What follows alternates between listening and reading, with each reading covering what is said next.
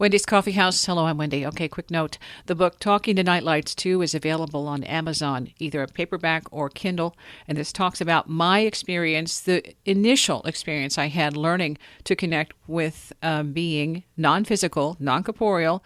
I had no awareness that this was even possible or that I would be doing it. So I learned a channel and all of that background and the fact that the nightlight is still interactive and engaged. Some 25 years now through various moves. When I take it with me, it will do the same thing. Right now it's been super active. It goes through phases where it will be more active at times, but it hasn't stopped. So that is what the book starts the story of Talking to Nightlights 2. Today we're going to get into plant energy, plant medicine, flowers specifically. And this is Lisa Estabrook, her creation Soulflower, the plant oracle. I definitely do a daily pick. And I suggest that for people, particularly that do not use the oracle or are not familiar with the oracle, to pick a card on a daily basis as a starting point for self-reflection. Because oracle it truly is just a mirror, right? You're not going to receive a message that you don't already know. It's just bringing it up into your conscious awareness. This is absolutely a beautiful oracle book. It's called Soulflower, Plant Spirit Oracle. My guest is Lisa Estabrook, and it's a 44-card deck and guidebook. Online, if you go to her site, mysoulflower.com, you can actually pick your card and do a test run. So you are a plant person or a flower person. How do you describe yourself? Thank you, Wendy. Thank you for inviting me into your coffee house. How do I describe myself? Well, I don't know. I have a host of labels there, but yes, I am a plant whisperer is what I generally say. I'm an artist. I'm a mother. I'm a human being, most of all. And an obsessive gardener. And and I spent my whole life basically listening to the plants. My husband used to make fun of me because I talk to them like I talk to my animals, of course. I'm sure you do that too. Yes. But I talk to my plants in the same way. And my husband's like, making fun of me that I'm whispering to my plants. And I think that that's where that kind of came from originally. And I said, well, actually, that is what I'm doing. That is what I'm doing. But I'm listening. I'm listening too. But yeah, I've always been around plants. And they are my friends, they are my confidants, they are my teachers, my mentors, my guides, for sure. When you were a kid, what was your first recollection of how important or how engaged you were with plants? Well, I would say that I didn't have that deep connection or that awareness of that deep connection until I was in my 40s. But, as a child, of course, you're blowing the dandelion seeds, the dandelion flower heads and making the wishes and making nests in the bottom of my garden and, just basically spending a good deal of time outside, which is something that kids used to do. Right? Absolutely. Yes. I played with all sorts of worms. Yeah, exactly. I think I was just a normal, as far as any of us are normal, I was a normal kid. All right. So then it happened in your 40s. What changed? Well, what changed was I actually started listening to the plants. They've always called to me. They've always engaged with me through my art, for sure. Every time I would paint, or I love to make prints. In my early part of my career, I used to do a lot of art. But I was told I was not going to be an artist. I was told that I should do something a little bit more marketable. So I ended up doing graphic design and marketing in college and put my paintbrushes down. But I would go, like my parents would always go to antique stores and I would go to garden centers. That's where I just felt most comfortable, most at home. And so, as I'm going through my 20s, going through my 30s, the place where I felt the most peace, the most embodied, the most well would be in my gardens or outside, just in general. So I've always made gardens, and I guess in my 40s I started to actually, that's where I began this Soulflower journey. In my early 40s, it's midlife crisis, classic time, right? I suddenly realized how far off my path I had actually traveled, and it wasn't of course, none of this is intentional, but, I've spent my whole life following the direction of external guides, my parents, experts, teachers that were telling me this is what you need to do to be, a successful adult and a happy adult and a healthy adult, even, doing everything that people tell me to do. And there I was in my 40s. I had beautiful family. I have a wonderful husband, a great relationship, everything.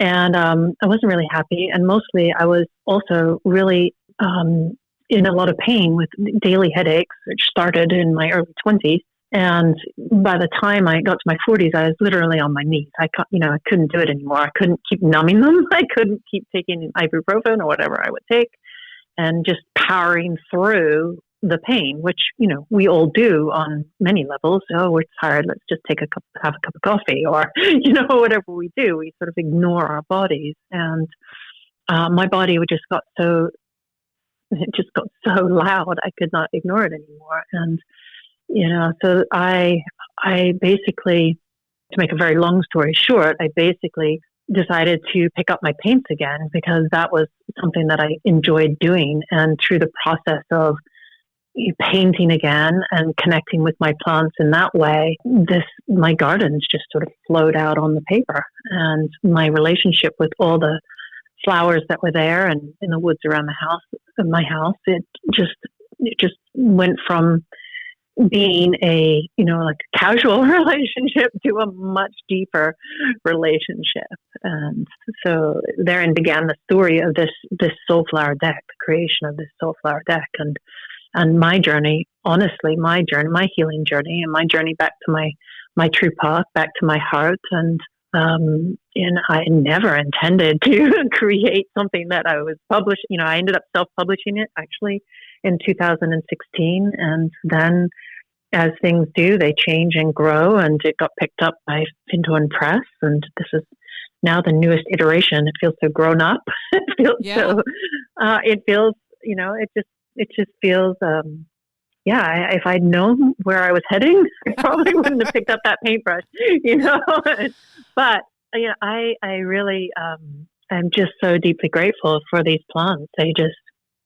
They really came through for me. So. Your website is beautiful. The design is beautiful. Thank you. The cards are gorgeous. In listening to you and hearing how you speak, how you present yourself, it's so extraordinary because there's this interconnection, this interweaving of you and your language. I chose a card asking specifically for what would be most helpful for our talk for right now and seeing if I could get something. The card I chose was Lady's Mantle, which is nurturance. And it's what I hear in you is that sense of nurturance. What these cards are for others that you're bringing out does exactly that. I think so. To me, it's like, wow, it's exactly what we're talking about and dealing with, and for me, experiencing right now. It's so profound to be able to make that immediate connection, and I really appreciate that. So thank you, because to me, it's right on target. Thank you. Well, I think that we all are in relation with flowers, whether we realize it or not. And, I like to think of this deck as like giving people a bouquet of flowers. And when I express it in that way, you can kind of understand, because we all know we give bouquets of flowers to help uplift people, to help them feel better, to show our love for them. And really, truly, that's how I feel about this particular piece of this body of work.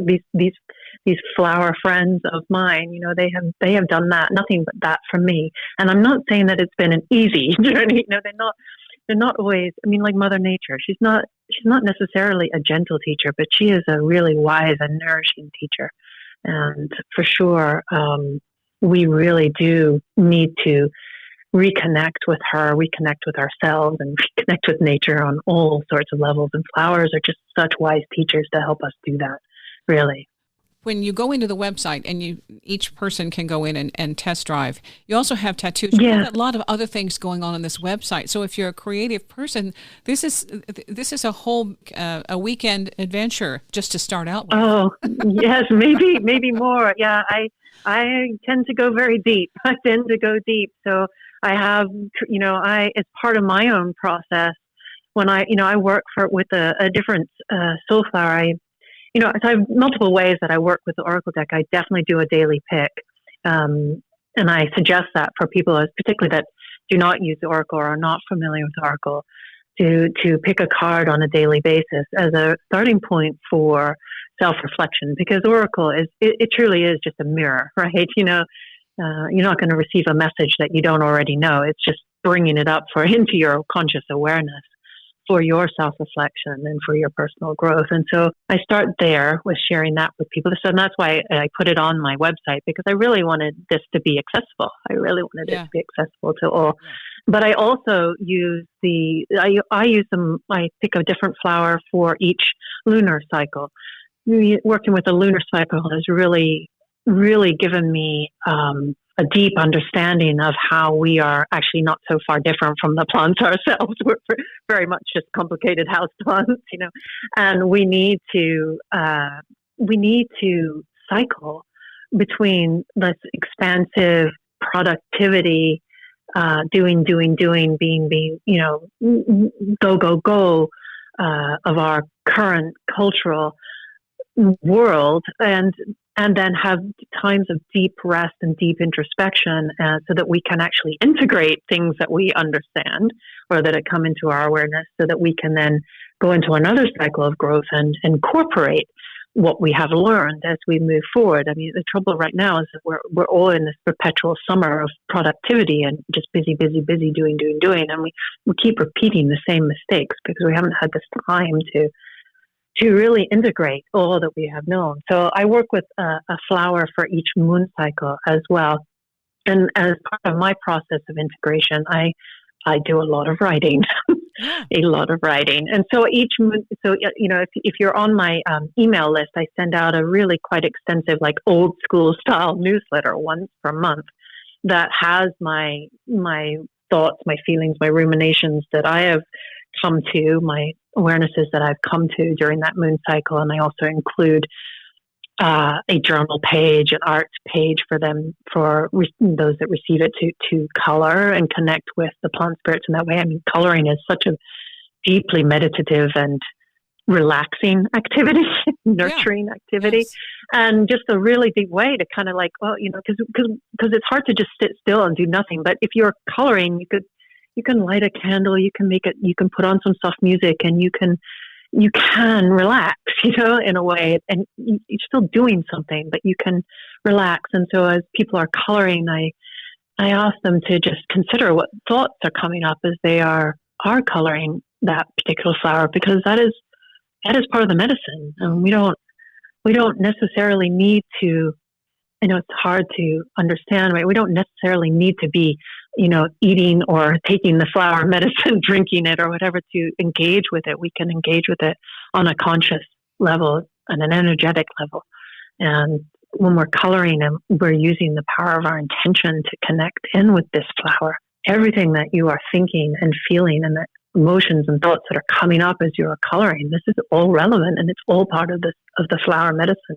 And truly, that's how I created the deck in the first place, because I didn't realize that. But as I was sketching and painting these beautiful flowers in my garden, I was aware of what was happening in my life at that time, So, and I began to just put my rudimentary herbal knowledge, I'm a home herbalist, and began to, oh wow, that really is part of its medicine picture. It's part of its signature, its medicine signature. And then I would realize, how what was happening in my life was emotionally was connected to that as well. So it's been just this incredible unfolding of, connecting to these plant spirits and deepening into them. And I think that's available to us all, absolutely available to us all. Soulflower, the plant spirit oracle. The website is Soulflower, mysoulflower.com. All I did was pick up the deck and cut it in half. And as you're talking and talking about the colors and the connection, well, guess what? I picked Lady Slipper, and the card that represents, or the thing, the process that represents is connection. So that, as you're speaking and this is coming through, you are so interconnected to what you have done, what you've provided as your art and your work. You also have Soulflower Community Garden on your website for people who want to get into this more. Can you talk about that? Yes. So I decided that a while ago that social media, while it is there for us to connect, it really actually isn't doing a very good job of building, I'd say, really valuable relationships for people. It's not really helping because, it's sort of training us to do less and less deep work, or engage in less and less in conversation. And so part of the flower medicine for me is story medicine. And I wanted a safe space where I could engage in this process of working with these flowers and sharing my process with other women, essentially, that want to do the same thing, want to engage in a deeper conversation and develop a deeper relationship with each other and the flowers too. I mean, so the community is on Mighty Networks, and it's basically it's a social media experience, but it's way quieter. It's more of a safe sanctuary garden space is the way I want to look at it. And the other piece that I feel is really important to share is that it's not a space that's held entirely by me. So sure, I founded it, but I think that we cannot do this kind of work alone. And so I invited some other women that were familiar with my work, or that, also were doing incredible work, or earth-based spiritual work or healing modalities in the world. And I invited them to be an Earth Wisdom Council in this community garden. And so we as a group hold this space. So, when I'm in a space of not feeling like sharing and I'm tired, I don't need to be hosting, because there are other women that are stepping up and helping to host. And we collectively offer, a lot of actual Zoom kind of virtual touch points where we get together in conversation and we share our stories and we share our experiences. Some go more in depth than others. Some are more, sacred women's circles, and others are really informal.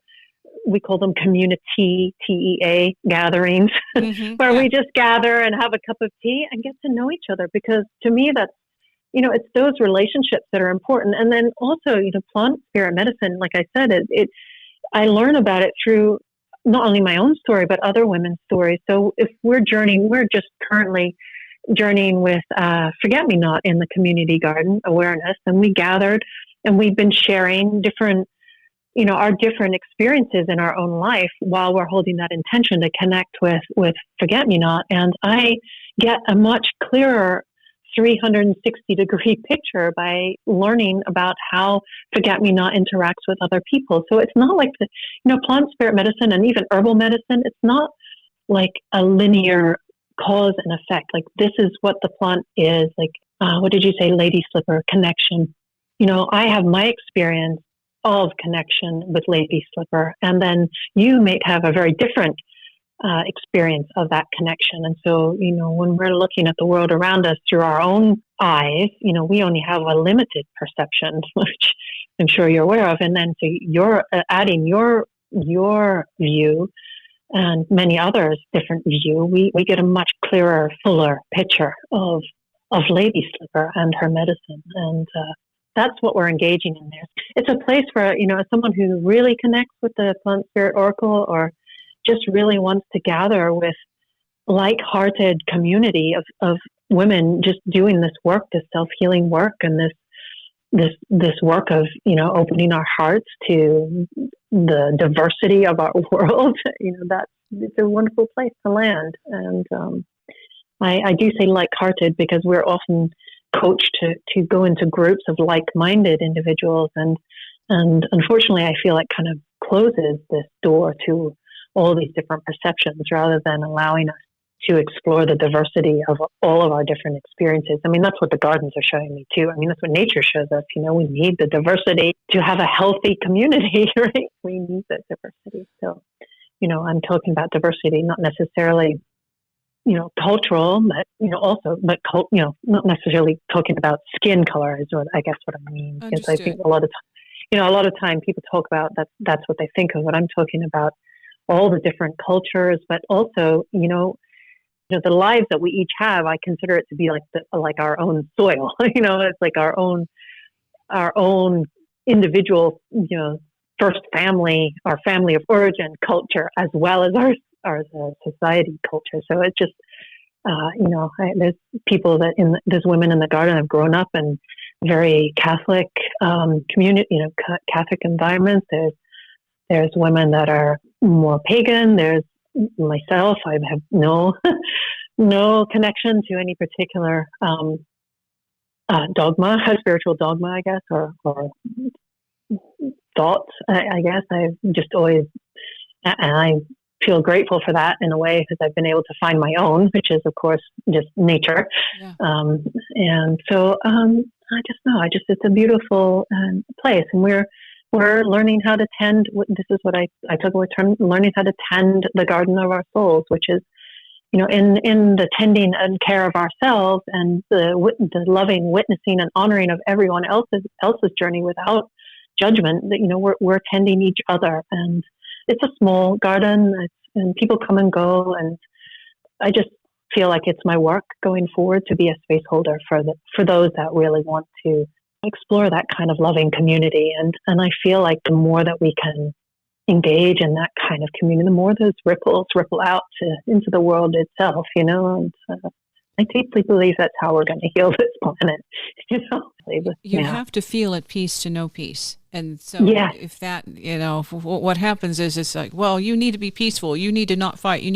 But if a person doesn't feel that within themselves, there's no way to model it. And once you have that inner centeredness, that sense of security, self-knowing, and self-releasing, and in some ways you have to forgive, some letting go of expectations. And so with this, what I sense from you is it's designed to be non-judgmental. And you touched on it briefly with the social media, and for all of the good that it does to connect us with people all over the planet, which never was no way possible 20 years ago. Oh, for sure. We are meeting and communing with people who are different and are unique and have incredible cultures that you don't learn about firsthand unless you are through the internet.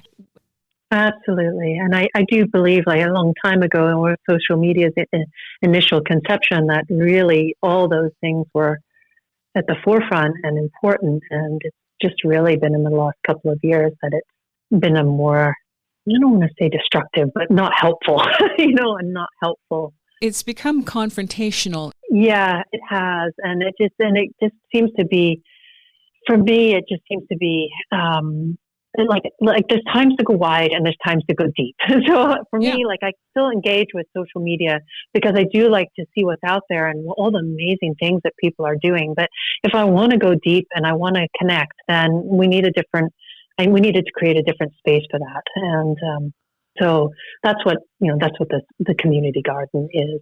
And I envision that, I think that, Mighty Networks as a community, as a platform, I think it's just enjoying an incredible period of growth, because I think a lot of people are ready for that. It's like the very best of Facebook groups, but, making it actually truly private and truly safe. There are a lot of different types of oracles, and they have some kind of a preset concept of how they should be used or how they have historically been used, where plants are universal. They don't have any dogma. They don't have any past. They haven't tried to conquer the world. Well, maybe dandelions, but they have their own agenda. They're healing, and they got a bad rap. Right. I mean, I just always laugh at the way that we fight dandelion. And dandelion's like, you can't control me, you can't control me. And, and therein lies her, some of her medicine and letting go of control. And we do feel like we can control nature, don't we? Yeah, well, So, that's it. That's it. people say, well, I don't know plants. I don't know what they do. And I'm like, well, how do they make you feel? Everyone has a story or a favorite flower, I'm pretty sure. Or they have ones, oh, I don't like that when it makes me sneeze or whatever. But I mean, it's still, you're in relationship with them. You're in relationship with them. And I think, and we eat them, of course, and they provide the oxygen that we breathe. And we really couldn't do life without them. So I think we're all in relationship with them. And I just, like I said, I like to encourage people to consider this deck and the plants, as our friends and our allies. And I joke often, I think the flowers have really taught me what it means to be human, Yes. So I remember thinking when I was at my lowest, I just need a teacher. I need someone to help me. And the plants stepped forward. It just took me a while to realize it. They're all there and they're stepping forward for us now. And those dandelions are stepping forward for us everywhere. The fun thing about this is when you're dealing with plants and you have one that's a weed. I have one in the yard that's a fake strawberry, that little monster. Because then it crowds out my real strawberries, and I've got wild strawberries, and I've got real strawberries, and of course I've got other plants. That this little guy, once it gets started, he just is, like I said, annoying. So that's my conquer point in my yard. How do I get around this little guy who insists on being so prolific? But the other thing about that is I have violets, and my violets have gone from being a patch to a yard. And there's something about them that I don't have any, I just grow them and they're abundant. And when you see the yard, it's a carpet of violets when they're starting Beautiful. now. But yeah, Beautiful. yeah. And I don't do any kind of pesticides or anything, no fertilizer even. I let the yard do itself. Sure. But I also ask for the elementals who are here, and I have seen the violet spirit, and it's so amazing because when I saw her in a vision, there was this beautiful it was the typical fairy from a fairy book where you have this white face, completely porcelain type white, surrounded by lavender, dark lavender and purple flowers around this face. And she told me her name was Violet. And I thought, how nice to have this introduction basically saying that we're here too and we are co-creating. So I try to leave a space that isn't all manicured. I don't have a manicured yard anyway, but there is a spot. Yes, there is a spot that's completely unpopulated, and I try to leave it alone because I figure that's where they are, and I want them to remain here and welcome. And if I try and destroy everything by doing what I think is perfect in that space, they won't feel at home. And so that I'm just sharing that because there's another way that we deal with these nature spirits and animals and colors and creation that has to do with our own way of seeing the world. And mine, it doesn't have to work for anyone else, but it works for me. No. I mean, there's absolutely no judgment here at all. But I do feel like,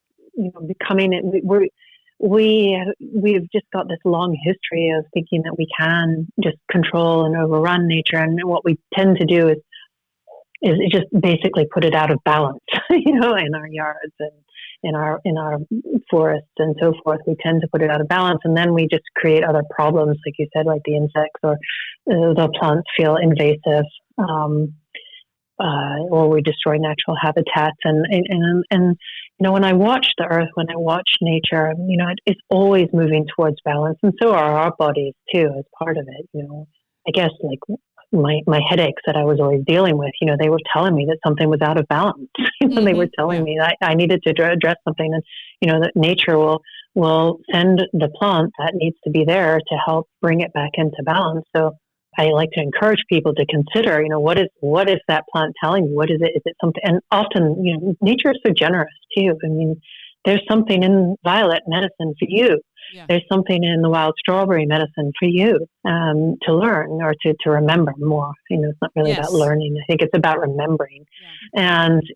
And there being right there on your doorstep is an invitation for you to engage with them. And, I think that once you just open yourself to that potential, it changes everything. It just is like it just scaffolds, and there's so many different ways that I love hearing that you saw the plant spirit, the violet plant spirit, and for me, I've never really like seen. It's not the way that I've engaged with the plant spirits. For me, it's all felt, and it's all like comes up from within, and I've tried, and in the beginning when I was is this really the message of the plant spirit? Is this what, are these words? Are these words like right for a woman? I mean, I hate to think, I don't like to say things are right or wrong. They're really not. It's just a creative expression for me. But I went and explored a lot of shamanic practices, journeying to the plant spirits and, all this kind of thing. And it's so funny because, especially being an artist, you think that I would have a very visual experience or a vision experience. And I just go down into the roots, down into the earth, and I sit in the dark. Yeah. And that's where I am. See, I see where your vision comes through is in your pictures. Yeah. I think if you had it, it doesn't limit you by seeing a specific thing. You don't have the limits. You can spread out and bring something else into that you might not have seen if you had that finite picture. People create in different ways, and for sure. I think that opens you to a whole different way of breathing this into creation, and especially looking at all of your artwork and your beautiful colors. I don't think that's been a hindrance. No, but I think I think it's all about trust, isn't it? And that we all have our own relationships with nature, with ourselves, in our lives. And so I just, for me, the painting is like receiving a bouquet of flowers. You have a visceral reaction when you're looking at paintings. You know what you like, what colors you like, what artwork speaks to you. And so, you're actually engaging with the energy of the artist as well as the subject matter that you're looking at. And so when I'm painting, I really do intend deeply that the energy that I'm feeling in my body, that that the love that I have for these flowers, I want it to be, I want to transpose that onto the paper. They're guiding my paintbrush as much as I am holding it. And it's another, same when I'm out in my garden and different flowers come up in my garden and oh wow, look at this, who's this, kind of get to know you. And then I'll be like, well, how, Iris would do really well here. And I will dig over a place and I bless and honor the plants that I'm removing, and I put them in the compost, and we engage in this process of life, which is just always changing and transforming, so I don't feel bad about, digging them up. But I do it with I think it's about being in relationship, do it with a deep respect. A deep respect, and then allow them to say, there's places in my garden where, hawthorn has come up, and I just like, oh, you need to be there. And, it's like, and I allow it. And it's not even allow it. I just welcome it. I welcome it and see how the plant spirits and the nature spirits are co-creating with me. And it's a beautiful dance. It's a beautiful dance. I always do 3 when I do cards, no matter what. It's always 3, and past, present, future, maybe, or no wrong way to do oracle. Okay, so when I started with the iris, not the one on your site, that's a different. That was just like a test drive of what it would be to do the site. I started with iris, and then went to Lady Slipper. So iris started with inspiration. Lady Slipper went to connection, and I had drawn just before you said the word. I had drawn nettle. And that's transformation. And so it's like, here we are going through the whole process of our interview, starting with the inspiration of bringing through the flowers and the connection, you and I having a conversation about the community that you are opening and bringing to the equation, and then the transformation, which we are changed just in this simple conversation by sharing our ideas. That's the way this stuff works. Yeah, it is magic, truly. It is magic, truly. I wanted to add something to the equation. I just found this today. It's something that they have put out. It's a fantastic site. It's called Forest Sounds. And if you go on this site, as you're thinking about flowers and stuff, you can actually click one of the links and hear the sounds of that forest. It's a global thing. And I thought, well, this is so perfect because these are plants, and this is what it sounds like to be surrounded by plants in the forest as you're creating and hearing and seeing and visualizing your flowers. I just thought, wow, I don't know. I just thought that's a perfect thing to be in connection with for today, and letting nature give us a little bit of support and guidance. Yeah, well, I think, I encourage everybody to just go outside and take a deep breath. That's it. If you're going to do nothing else, just go outside and take a deep breath. And then, I encourage you, where is that air that you're coming from? And you just let your imagination flow, and or just take in that beauty of a sunset or a sunrise, or your beautiful house plants that you have on your windowsill, or whatever it is, just to allow it to open your heart and to calm you and soothe you, because it really does. It's really good medicine. It's really good medicine. And it's free. Yes. And it's right there for all of us. This is like, you can't miss it. All right. You can't miss it. Even if you're in the biggest, densest city, you cannot miss it. So if you're looking for some more guidance and reassurance, you can go right now. If you're listening, go and pick a card, mysoulflower.com. And this is Soulflower, the Plant Spirit Oracle by Lisa Estabrook, 44 card deck and guidebook. And is there a flower that you would like to leave? One that resonates for you, that you can leave us with a happy flower? Well, I would just like to Dandelion is on the cover.